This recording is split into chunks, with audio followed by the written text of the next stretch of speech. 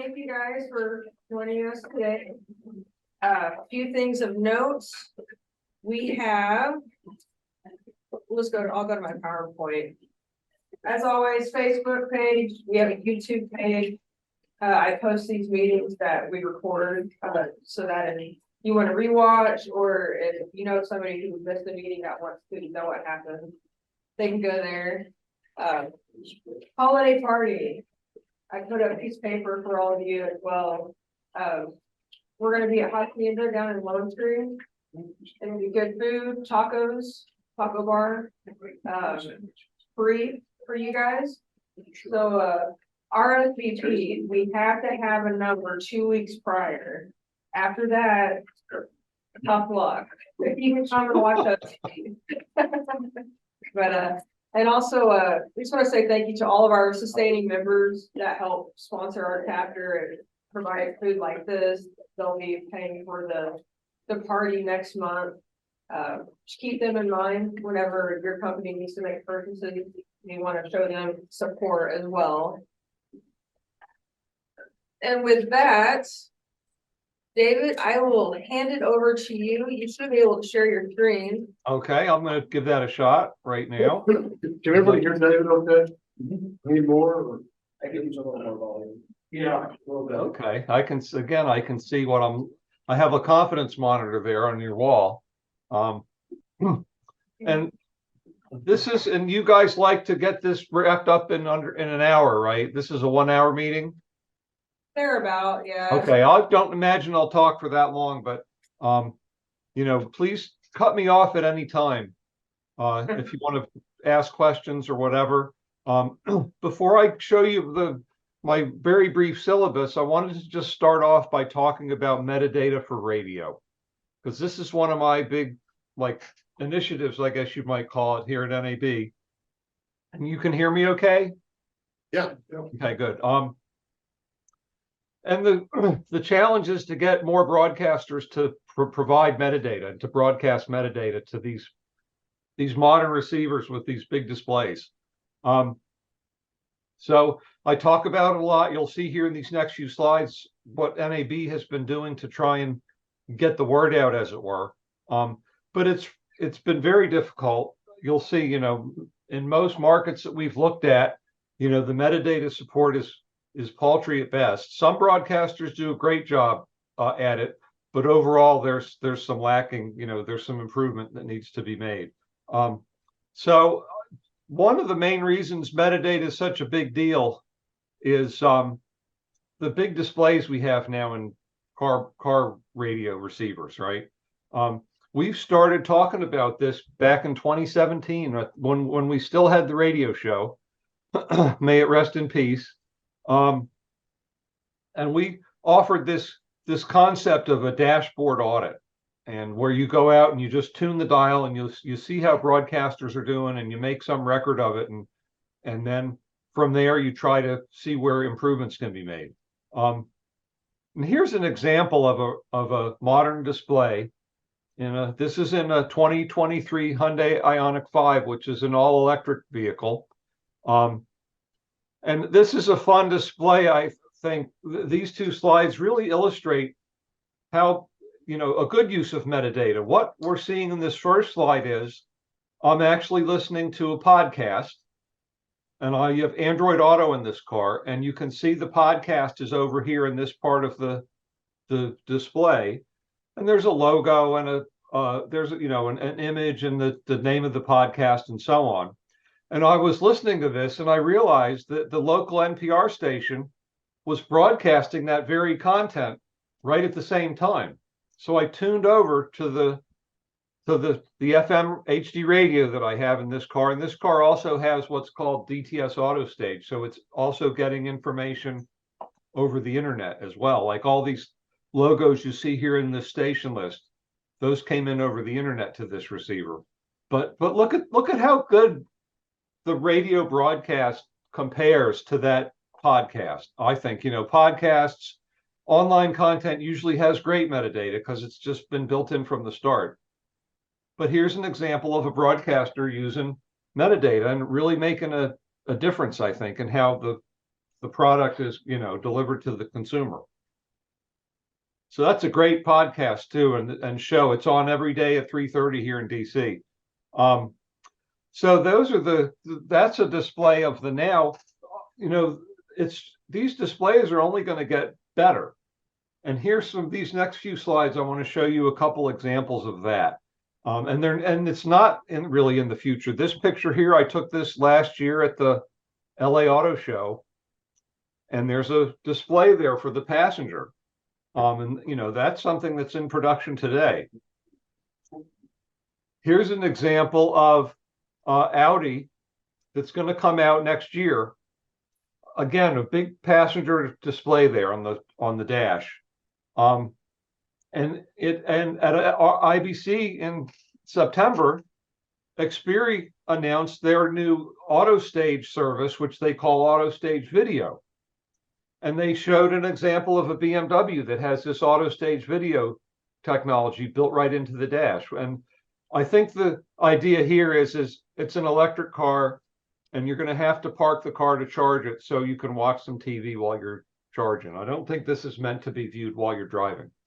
Oh, God. So, and here's a couple more screenshots from that BMW showing a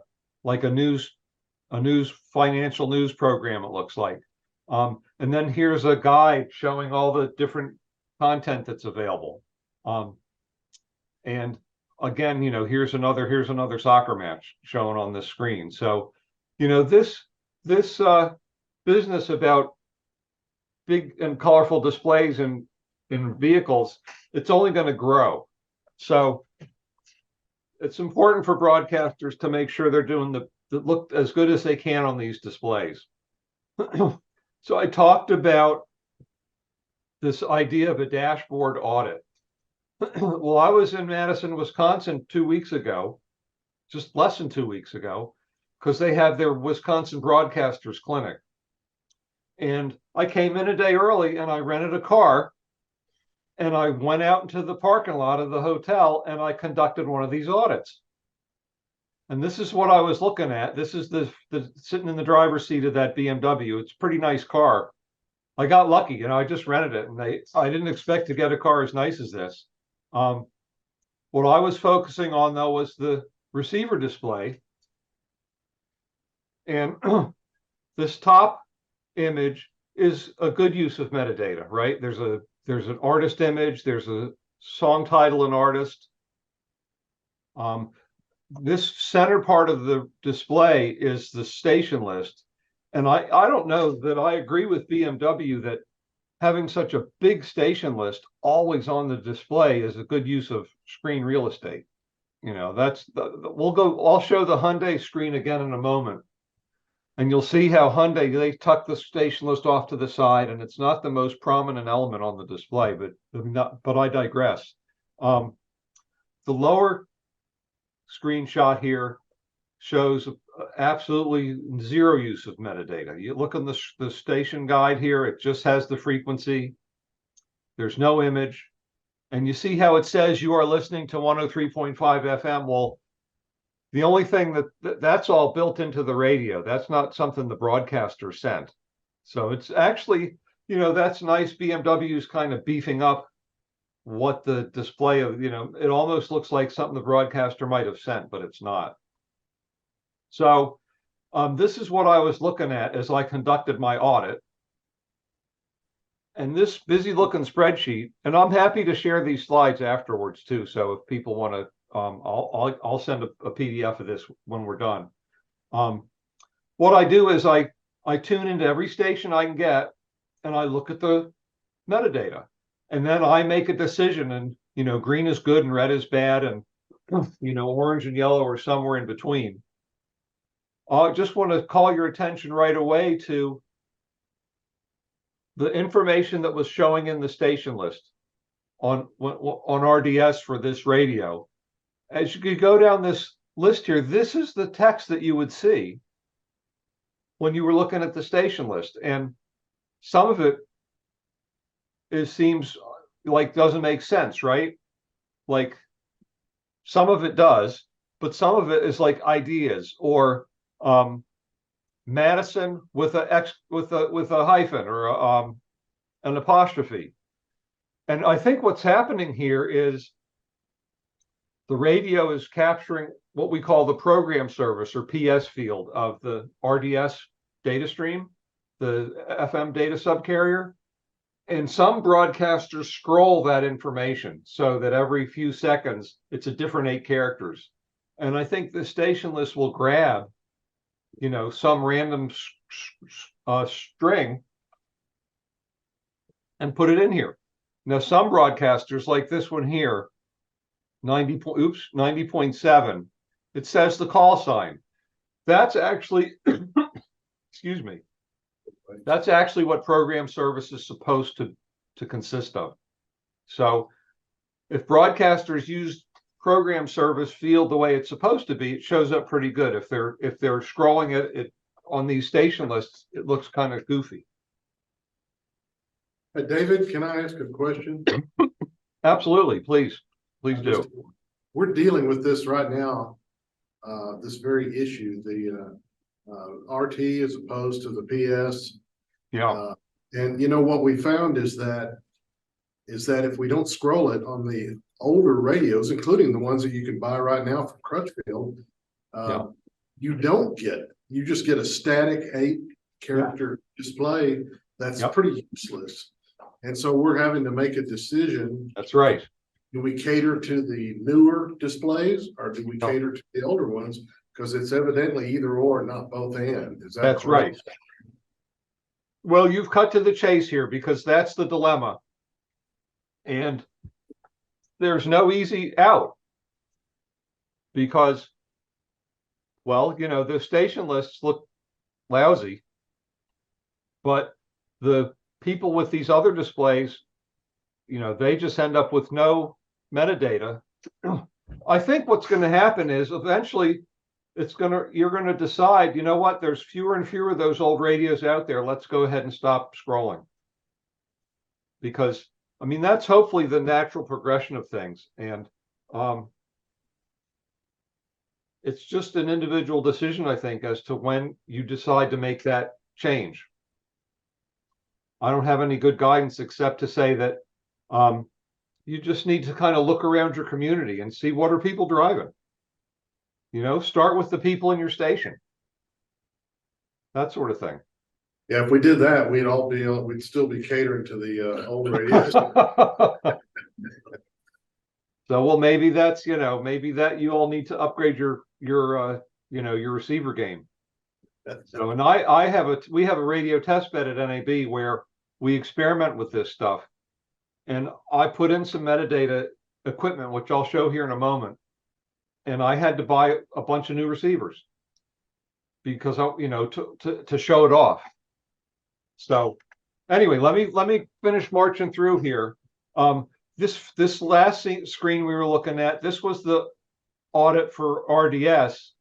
When I just break out the stations that are on HD radio and look at how they were performing, you see that there's much more consistency in providing metadata for the HD radio signals, which you would expect. If you're investing the money in the system, you're going to want to take advantage of it. And here's the same thing. This is the station list entries that you saw in the case of the HD radio stations. And it's fine. It's consistent. It's fully populated. This is kind of the goal, really, is to have station lists that have all that information, because then what you have is radio looks like these other services, right? When you tune to Pandora or to TuneIn or to some streaming service, typically they have all the metadata in their station lists, and they show all the proper metadata when the songs are playing, or if there's, talk or news, entertainment or whatever. And it's consistent. And that's the biggest issue really with the radio services is the lack of consistency. So here's the total. This is the result of the audit that I conducted in Madison just less than 2 weeks ago. And you can see that a small percentage of the stations are doing pretty good with RDS, but most of them aren't. And for HD radio, again, they're much better performance on those HD radio stations, which again it makes sense. If someone's investing the money in that system, they should make use of it. And for question? Happy to stop for question. We good? Okay. Yeah, I think it was a cough. We're good. Okay. Here are some results from previous audits. Here, the first two, the top two here were done back in 2017 when NAB first created the Digital Dash best practices. And then those other two I've done this year as I've been traveling around. I went to Detroit in June and I went to Little Rock in August, and I did just what I did in Madison, which is you get the rental car. It takes a couple hours. You're just sitting there tuning the radio, and you can see the percentages are low, and they're not. It hasn't gotten better since 2017, best as I can tell. So I feel like we've kind of stalled as an industry on improving the performance. So my point is, there is room for improvement still, and that's why I'm still talking about this topic. So that was just kind of by way of introduction. What I'd like to do for the rest of my time is I want to talk a little bit about NAB. I've never talked to this chapter before, so I have a couple more slides about NAB, just so you can see who we are. And I like showing off our new building. We have a new building now, which we've been in now. Well, it's been a couple years, but it still feels like a new building. So I'm going to show you some pictures of that. Then I'm going to talk a little bit more about metadata and what broadcasters can do. I was showing you how it looks and what's being done, but I have some ideas on improving things. I'm probably going to run out of time, but I've got a bunch of stuff to talk about here on AM radio and automobiles.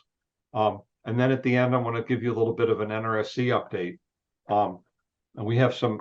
NRSC is the National Radio Systems Committee, which is co-sponsored by NAB and CTA. So hopefully you're familiar with the NRSC. I'll say a couple things about that. So, and hopefully you're familiar with NAB. Our big claim to fame is the spring show. That's coming up again this coming April. This will be our third one since the pandemic, and we're sure glad to be back. It's a very important part of NAB's mission because we get 70% of our revenue for the year at the NAB show. So when we didn't have one for 2 years, that was a drag, to say the least. I work in the technology department. I work with all these other departments. We help the lobbyists and we work on show planning. We do have a show coming up next week. It's not too late if you haven't registered and you think you might be interested. I encourage you to look into it. It's our New York show. There's a bunch of radio stuff. You all may remember the radio show, which was held every fall, and I think the last one we did was in 2019, and we didn't have them during the pandemic, obviously, and now it's just kind of faded away. But we're adding more radio elements to this New York show than it had previously. And for example, the Marconi Award presentation will be given in New York on Wednesday night, I believe. So that's something to think about attending. About myself, I've been at NAB now for almost 30 years. It's hard to imagine. I've really enjoyed working there. It's been a great job. I get to do all kinds of different things. I love coming out and talking to groups like yours. Like I mentioned, I was in Madison less than 2 weeks ago. I was in Little Rock earlier this year. So that's something that we support. And I'm on all of these committees. I work with committees that are outside of NAB. They're all focused essentially on, radio technology and improving radio services. This is our department. We actually have 9 people working in technology, although 2 of these folks, we kind of share them with legal department.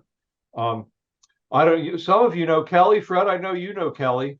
He was just made a fellow of SMPTE earlier this week. So we're all excited about that and proud of Kelly. And that's where Kelly and Lynn and Sam, I think, are still out in LA right now, in fact. So we have a pretty broad group here. Tariq, I don't know if any of you have ever met Tariq. Tariq has been developing something called the broadcast positioning system. He's essentially, I think it's fair to call him the principal engineer on that project. And I don't know if any of you are familiar with it, but it's a way to use ATSC3 signals as a backup to GPS. And so it's called BPS, the broadcast positioning system. And there were papers on it at the NAB show last spring, excuse me.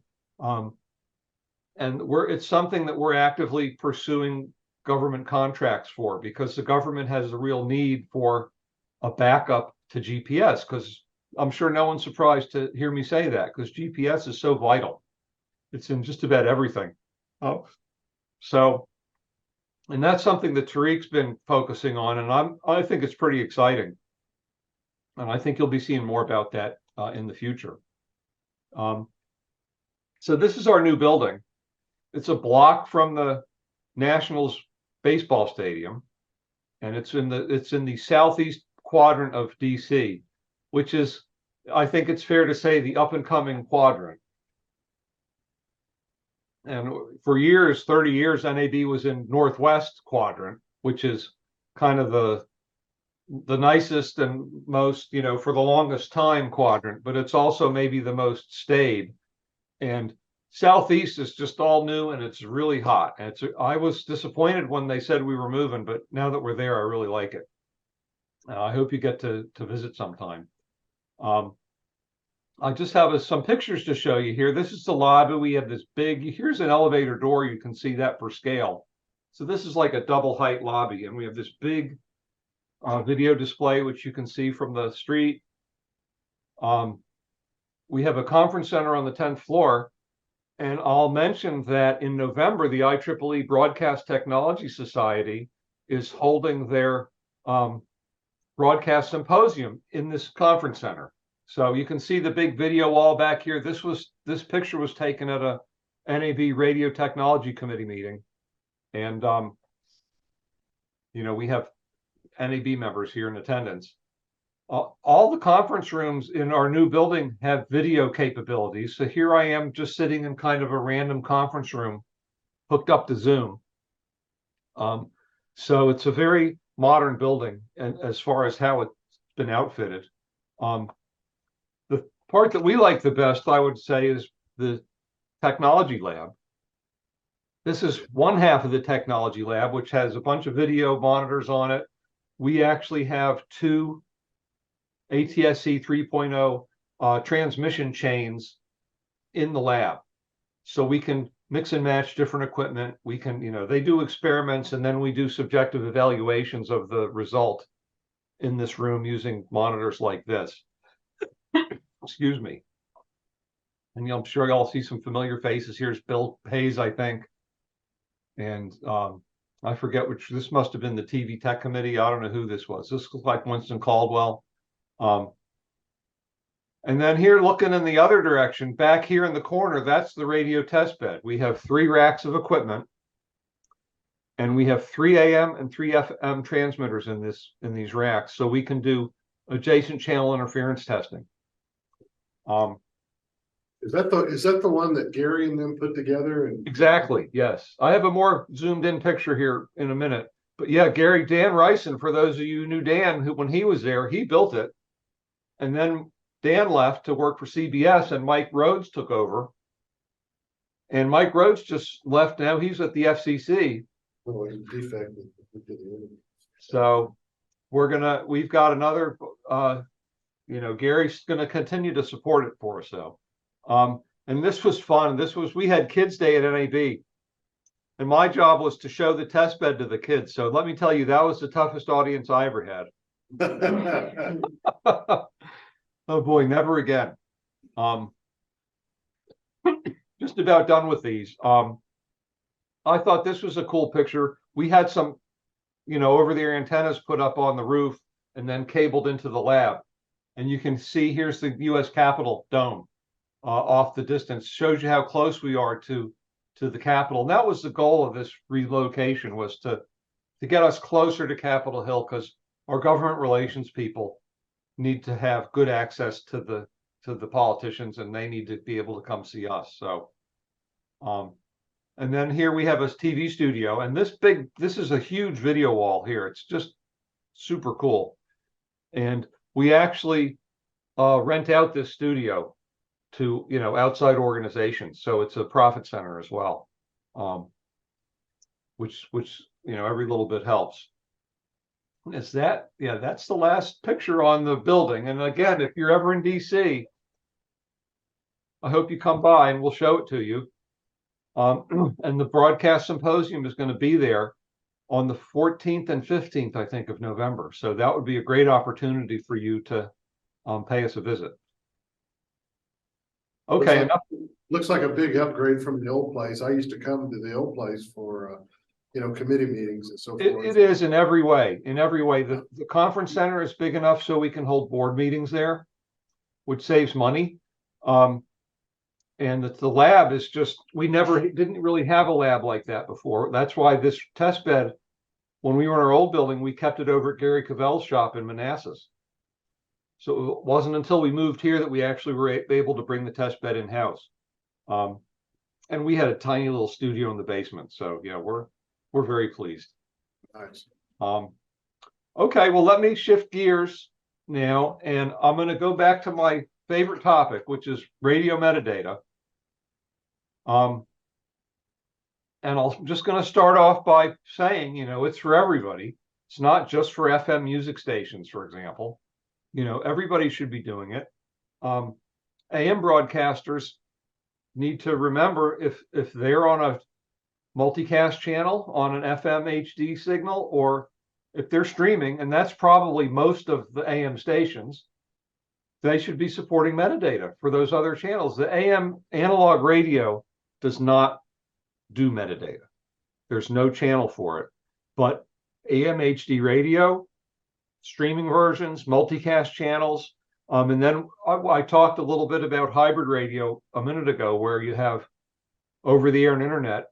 Those hybrid radio systems provide metadata for AM too. So really, I mean, if you identified, like, let's say 4 use cases for AM, it's only one of them that doesn't support metadata. So everybody should be doing it. We do it for what it's worth. Good. All of our AMs are HD, and we do it there, of course. And wow. We also do on all our translators. So you mean hybrid HD, presumably, too? Well, all except one, which is Birmingham. One of our AMs there is all digital. How long has that been all digital? September 1. It's so pretty well this year year. In the States, yeah. Okay, so that's pretty new. I'll have to make sure I had that. I keep a list of those stations. I'll have to double check that. Yeah, it's probably YDE wide. How's it going? It's going great. Yeah, it's amazing. Do you think you have listeners? Yeah, he said we got a 50 chance. That's what he said. Yeah, we do have listeners. So we're 100% duplicated though on FM. So it's kind of hard to tell who's who. Right. Yeah, it is. A lot of folks have HD radio and don't know it, and they. Well, if they discover it, they'll be very pleasantly surprised, won't they? They will. Yeah. So, okay. Well, I wanted to just spend a few minutes talking about what I did at the test bed regarding metadata. I mentioned earlier it's 3 AM and 3 FM transmitters. In 2020, mostly historically, we just used it to do interference testing, and it's automated. It's you can step adjacent channel power levels and record signal to noise ratio or total harmonic distortion, that sort of thing. But we wanted to be able to have full metadata capability for this rack as well. So we worked with Zeta. Here's the close-up picture I was promising of the test bed. And we have a bunch of receivers over here. Excuse me. We upgraded it when we moved it to our new building, and we put in all the Wheatstone audio blades. So we have really nice audio distribution. We can receive audio from 8 receivers at the same time and record it, digitally. because of the Wheatstone system. And it's, pretty good. But we had a Rivendell playout system, but there was no good software for the Rivendell to go to the metadata middleware service we wanted to use. So Zeta, which is an RCS product, I believe, they gave us a license to use their playout system. We set up 3 different program streams using the Zeta, and we send them to a metadata software service provider called Rapid over the internet, goes right out of the Zeta into the Rapid. And then what Rapid sends back to us is metadata ready to be sent into an importer or an exporter or an RDS encoder. And it checks the spellings and stuff. It adds the artwork. This, I believe, is the historical for this channel. These are the songs that they had found the metadata for. So then we broadcast it. It's all closed network. We just have cables and attenuators and things. And then we have this bank of receivers so we can look at how the metadata shows up on the receivers. So we can we're putting our money where our mouth is, I guess you could say, because we've been talking about needing to do this, and now we've done it to our own system. So it's not, I feel like maybe we cheated a little bit because we didn't have to buy any of the software, because these companies were willing to give us complimentary licenses, because, it provides them some visibility into their products. Plus, it helps us. We don't have the budget to be buying this sort of stuff. We're not actually broadcasting. But this is the kind of thing that this best practices document talks about. And it has information for not just for engineers, but for, program directors and managers. But it does focus on the engineering aspects of metadata also. And I will tell you that we have a new version of this document should be rolled out by the end of the week. The goal was to have it on the website before NAB Show New York, which is next week. So hopefully you can go to this webpage in a couple days and it'll be completely revamped, and it'll have updates on all of our documents. This is a example block diagram from that document, which is the case that this nicely describes what we've done at our test bed. It's very straightforward. We have a playout system. We send it into the middleware, which does this, clean up an image acquisition, and it provides to us stuff that's just ready to go into the, our transmission equipment. So I haven't focused on hybrid radio so much as just talk about metadata in general, but these hybrid radio services are something to really keep an eye on. Again, this is the combination of internet and over the air. And it's not like what you have now in your car. You might have your radio and you might have CarPlay hooked up, but it's like there's a firewall between them. You're either listening to CarPlay or you're listening to your radio, and they don't exchange information at all. But with a hybrid radio, the internet and the radio can combine, and broadcasters can send information to the radio over the internet as well as over the air, and then it makes for a better experience. So there's 2 principal technologies.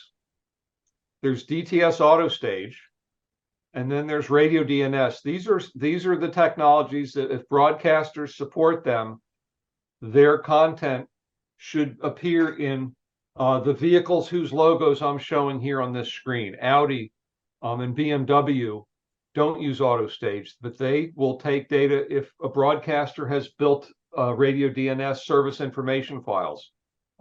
That's how you get the information into the Audis and the BMWs, and these other cars are all supported by auto stage. So if broadcasters are participating in these services, then that's the best thing they can do to ensure that their stations look good in these hybrid radios. And here's a slide on AutoStage. Are you guys using AutoStage? Are you getting the analytics that AutoStage offers broadcasters? Oh, we're not, and let me bring something else up, kind of see if you have any response to it. Sure. The reason we have not participated, our company Crawford, in hybrid radio to date is because it's a royalty issue. All of the vehicles, let's just say you are in the AutoStage, or you're in the radio DNS, and you these cars actually connect to your stream, and they're pulling data, and they show up as a performance for every song, and for every song that there's a connected vehicle, we're paying a royalty on. And even if they're not listening, even if they're listening over the air, it's still, we're still having to pay royalties on it. And so we're waiting on someone to tell us how to get around that if they're not really listening. And that's got to be something that's got to be addressed at some point. No, I think I know what you're talking about. And you're talking about radios that start acquiring the stream only to be ready in case it's needed. Yes. Which is what would be better is if it didn't use the stream unless it really was needed, right? I mean, that would be exactly. I can tell you a couple things about that. First off, as far as radio DNS goes, if you don't supply your streaming URL, then you won't have that issue. Of course, your listeners won't be able to take advantage of service following, but it completely resolves the issue that you're talking about regarding royalty. And that's certainly, and I'm going to jump ahead here. Let me go back to sharing my screen. I stopped sharing for a second here, obviously. Let me jump ahead here and show you this list. I have a software utility called Radio DNS Viewer, which I actually had built for NAB, so we could inspect the radio DNS database and look at all the US broadcasters that are participating. And before this call, I went to that database and I downloaded all the Colorado stations that are participating, that have registered with Radio DNS. There's only 43 of them, and 10 of them are translators. And you see here the service providers. These are the different service providers that are registered with Radio DNS right now. But see this column here that says stream? And all these broadcasters are providing information on the streaming URL. But they don't have to. If you wanted to have your logos and your station information in the Audi, for example, you can do that, and you can not provide the streaming URL, and then it just won't do service following. Does that make sense? That makes sense, and I will definitely look into that. Although we would love to go the whole route if we could just get around the royalty. Yeah, well, I mean, that's at NAB, we've thought about how you might get around that. And one of the ways that we've proposed, which I don't think any car manufacturer has decided to do, is use a geofence. And there's actually a way in the radio DNS standard, and we actually had it modified to accommodate this, where you can put in a geofence of your contour, and you can tell the radio, if you're located within this geofence, do not stream. And the presumption is that they're in a strong signal area and they won't need to stream. Of course, there are times when they would need to stream, but that's the compromise. And then when you're outside of that geofence, then if you need to stream, you can. So that's one example of how you might deal with that issue. But again, someone would have to implement that, and nobody has. And frankly, car makers are not highly motivated to do that. It adds complexity, and they don't want to do it. So let me get back to where I was. I was talking about AutoStage. Again, and I don't know. I have never. Yeah, I didn't even know this. I don't know about how the royalties in AutoStage work. I don't know. but I believe that with AutoStage, it's the same thing. You can decide not to provide that streaming URL. Who would I talk to? Detweiler? Juan, talk to Juan. Okay. Got it. Okay, and again, I'll give you these slides after we're done. But Juan will be able to direct you to the right person to talk about that. So you should be able to take advantage of everything but the streaming audio part, and it shouldn't cost you anything. And I mean, other than, your labor to set it up and make sure it works and that sort of stuff. But when you do AutoStage with Xperi, they provide you with analytics for your station. And this is an example of that.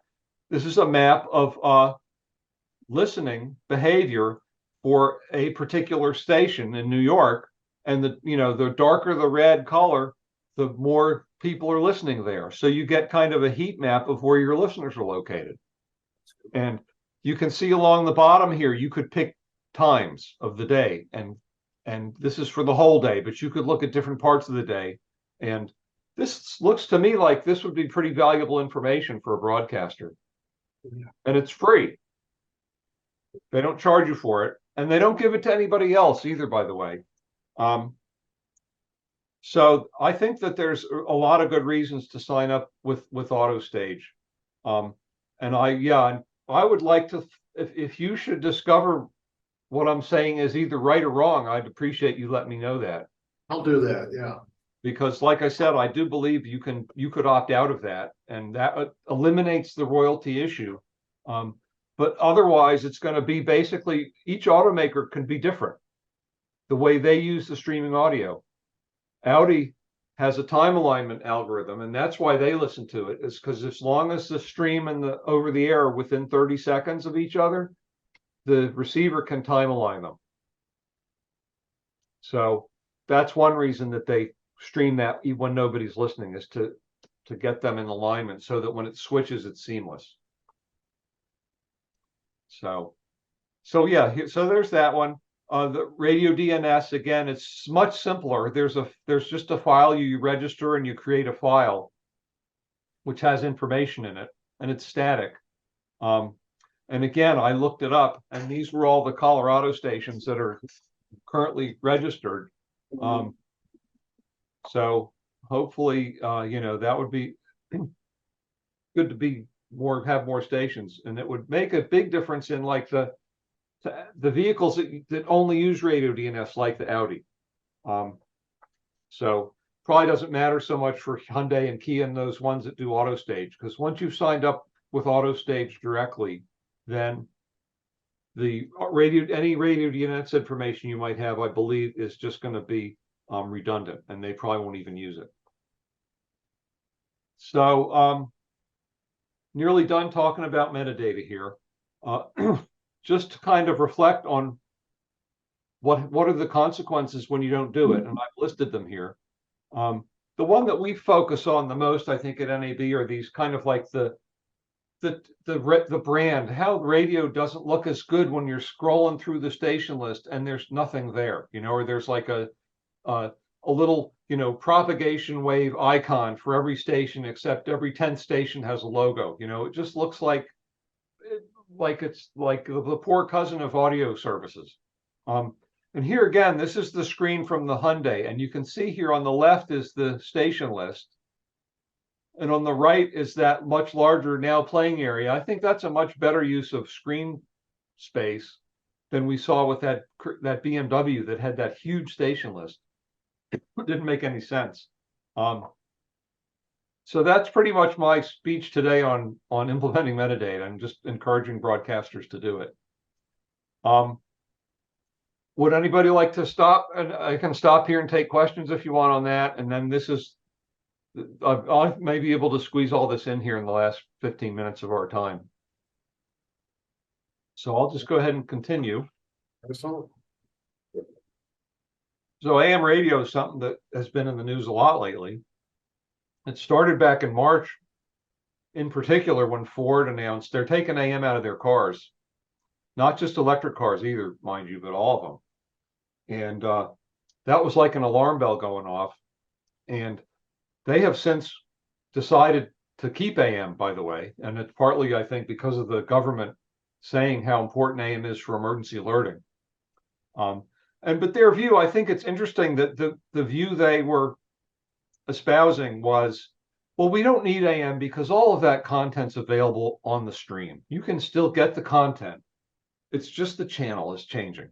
And we don't agree with that. We think that the AM channel has value in and of itself that is not replicated by a streaming service. So, and of course, NAB's done this big campaign. It's probably the most successful campaign we've ever run to try and get consumers to reach out to the government. I think over 300,000 people have sent notes and tweets or whatever to Congress, to Capitol Hill, saying we want to keep AM. We've been running that on all of our stations.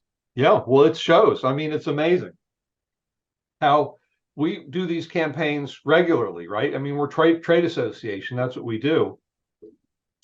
This has had to be at least 10 times more effective than any campaign that's ever been run by NAB. It's just phenomenal. They're very well done. I would add to what you said just a minute ago about Ford saying that, and other automakers as well, saying that, well, you can get that same information on the stream.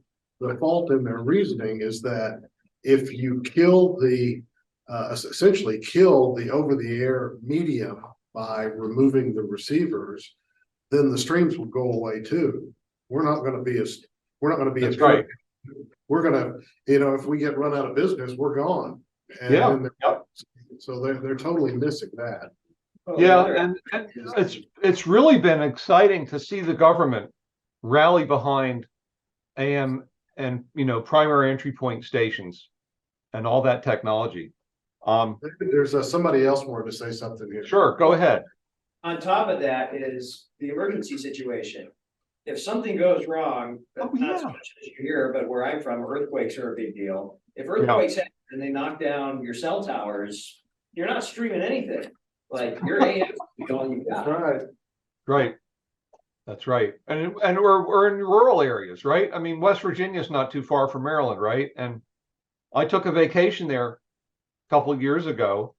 I was driving 2 hours before I got a cell signal, when I left where I'd been. So and we had an earthquake in DC about 10 or 15 years ago, believe it or not. And first thing that happened was the cell service crashed. And it wasn't just because of damage, but it was because of just being overloaded, because everybody went to their phone all at once. So, it just can't handle the traffic. So, we created some maps to bolster our argument about AM. And these were the coverage maps that we came up with for daytime, and nighttime is even better, right? Fully covered. And people say, well, you could use FM, but you'd use hundreds more stations to do like a primary entry point type of a technology if it was all based on FM. And it doesn't have the coverage. And speaking of these primary entry point stations, just for your information, just recently, in fact, just about a month ago, FEMA published this new webpage, which is a list of all the PEP stations, which I was a little surprised about, because you'd think that would be like a target list, if for your enemy if we wipe out these 72 PEP stations, well, then that knocks out their ability to communicate with their population. So not quite sure I understand why. I think they wanted to emphasize how important these stations are.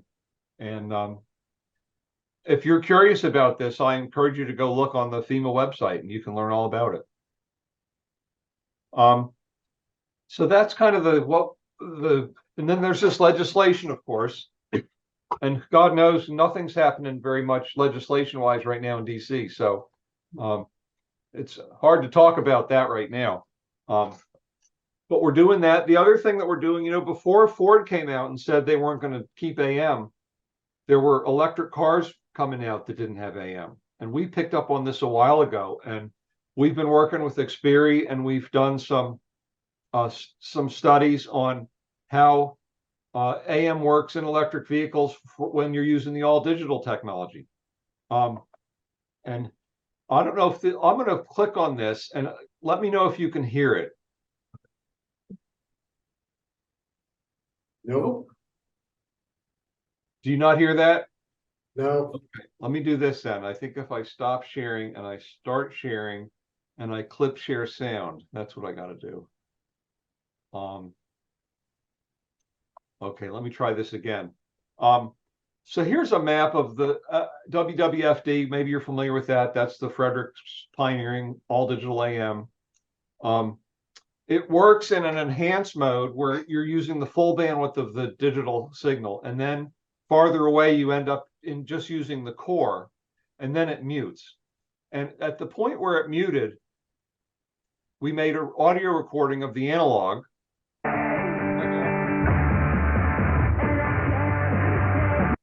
Could you hear that this time? yeah. Okay. And then here's.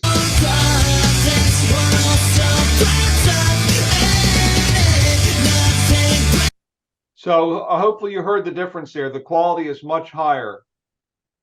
Oh, yeah. Way out here, the digital sounds great. This you, is with a gas powered vehicle. Can you hear that in DC area? Okay. If not reliably in a car. Okay. If I have an antenna up on the roof of NAB, I can get it, and I'm stationary. But it's right on the edge because DC, you can see DC is outside the 0.5 millivolt per meter contour of that station.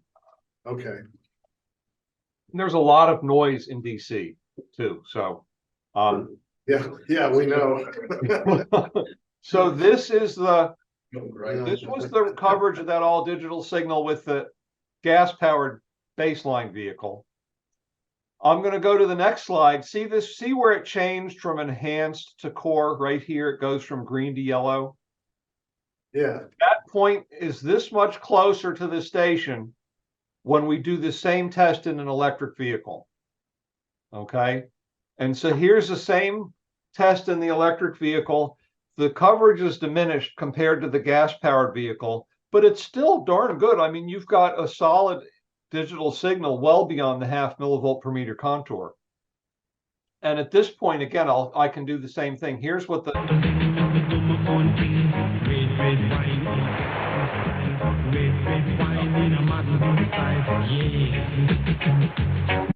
you can hear how scratchy that is. Same point.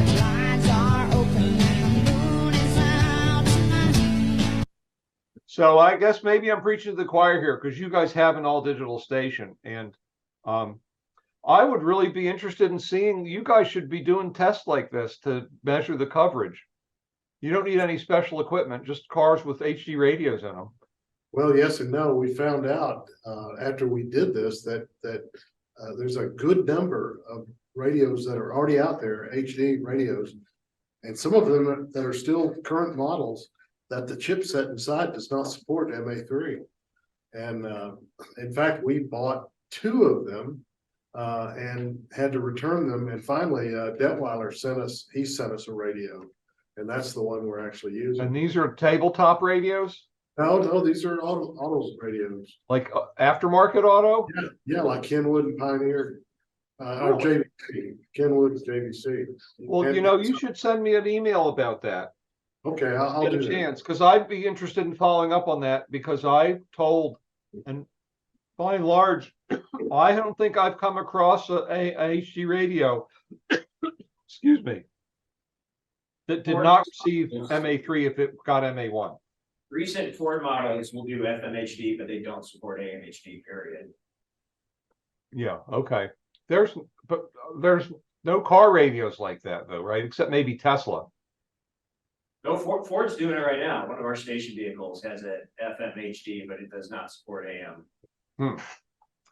Huh. I wonder if that's, Ford actually came out and said they would update vehicles that were shipped without AM capability.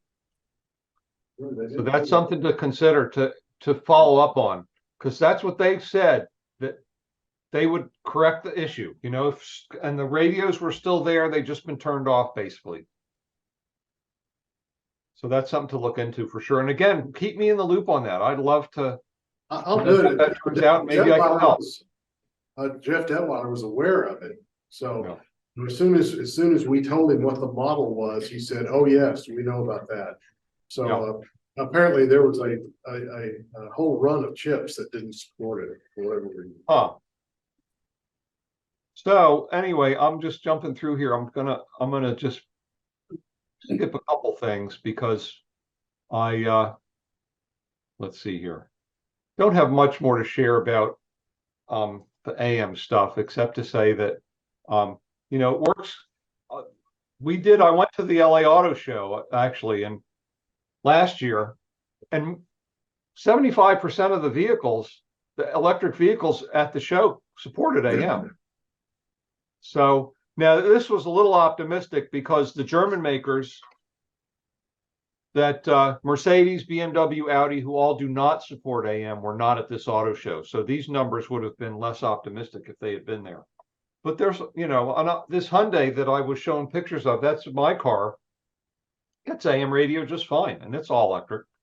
It's just a question of whether a car maker wants to, support it or not, I think. This is, again, it showed I went to 2019 auto show, and the number of electric vehicles with AM in them was about the same as it was a couple years before. And I just saw a bunch of crazy displays. These displays are all over the place with different features. The most important feature, I think, one of the most important features is a volume knob, because touch screens are getting a bad rap, rightly so, because they're dangerous. And a volume knob is a nice feature. So, and again, I'm just showing, these cars all have these great displays. So broadcasters need to make use of them. So I just last couple slides here are on the NRSC. We're having meetings at the NAB show New York next week. So, we hope to see a lot of people there. We have 3 subcommittees in the NRSC, one on AM and FM analog radio, data services and metadata, and digital radio broadcasting. So we're always looking for people who are interested in these topics to work with us. So I'd encourage you to reach out if that's you. Next week, we're going to release 3 new documents, which you may find interesting. They'll probably be published a couple weeks after the show because we need to get them reviewed by the lawyers or whatever. But so AM carrier synchronization guideline, metadata for streaming handbook, and we're updating a guideline that we did on asymmetric sideband power levels for FM HD radio, if that's something you're interested in. We do a lot of good work within the NRSC. We're always looking for broadcasters to come and work with us. My last slide here is on next spring show. We're actually accepting proposals for next year's engineering conference at NAB. So if you have any ideas, please send in a proposal. They're due in just a couple weeks, and I'll stop there. So thanks a lot for having me. I hope one thing I had talked about covering but didn't was this high power FM, we so-called FM digital power increase proceeding. And I'm happy to answer any questions you might have about that. But I know you probably want to wrap things up. So I'll stop. Any questions for him? Is NAB doing anything to try to advance anything to do with EAS and state plans and that sort of thing? I don't know what our involvement is on this state plans. I can find out.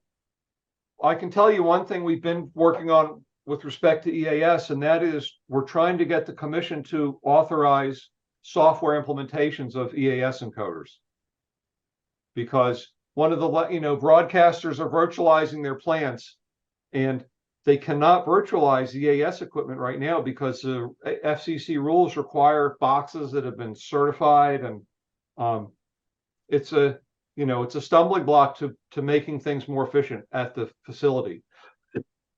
So I don't believe we have going? Say that again. How is that going? It's going well. I mean, FEMA is very supportive. We've talked to FEMA about this. We've talked to the FCC, and what they're currently doing is thinking about what kinds of rule changes would be necessary in order to allow that, because it is something that would require a rule change.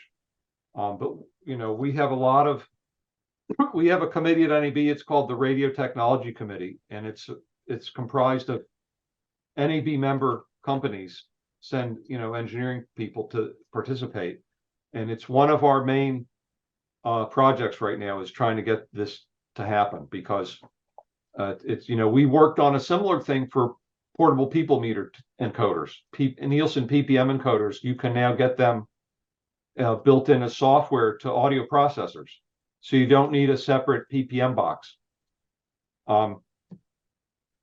So that's a big thing. We'll see how it's going to take years, though. I mean, because it involves the FCC, so that's why we need to get on it right away. Well, I want to thank everybody for joining me today, and thanks for inviting me. Thank you. And Thank you guys for joining us again. Chris had to leave early. But again, last meeting of the year is next month, holiday party at Hacienda. You must RSVP if you want food. And it's due 2 weeks. You have to get the numbers 2 weeks prior, so they can make sure they have everything. But Cynthia will also be joining us. And then spread the word. If you know people that may want to come and join us, invite them, please. And but yeah, thank you guys so much, and we'll see you hopefully next month. Bye. Have a great day. Thank you.